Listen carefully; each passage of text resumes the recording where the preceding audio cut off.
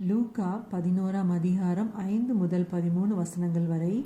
பின்னும் இயேசு அவர்களை நோக்கி, உங்களில் ஒருவன் தனக்கு சிநேகிதனாயிருக்கிறவனிடத்தில் பாதி ராத்திரியிலே போய், சிநேகிதனே, என் சிநேகிதன் ஒருவன் வழி பிரயாணமாய் என்னிடத்தில் வந்திருக்கிறான்.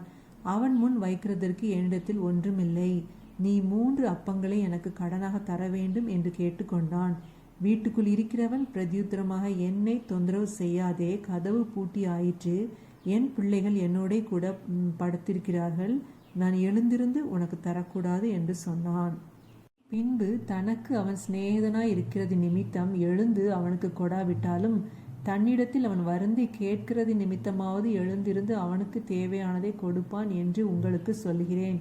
மேலும் நான் உங்களுக்கு சொல்லுகிறதாவது, கேளுங்கள், அப்பொழுது உங்களுக்கு கொடுக்கப்படும், தேடுங்கள், அப்பொழுது கண்டடைவீர்கள், தட்டுங்கள், அப்பொழுது உங்களுக்கு திறக்கப்படும்.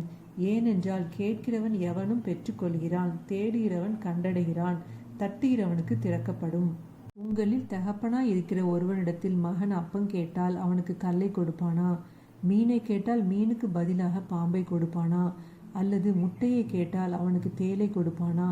பொல்லாதவர்களாக நீங்களே உங்கள் பிள்ளைகளுக்கு நல்ல ஈவுகளை கொடுக்க அறிந்திருக்கும் போது, பரமபிதாவானவர் தம்மிடத்தில் வேண்டிக் கொள்கிறவர்களுக்கு பரிசுத்த ஆவியை கொடுப்பது அதிக நிச்சயமல்லவா என்றார்.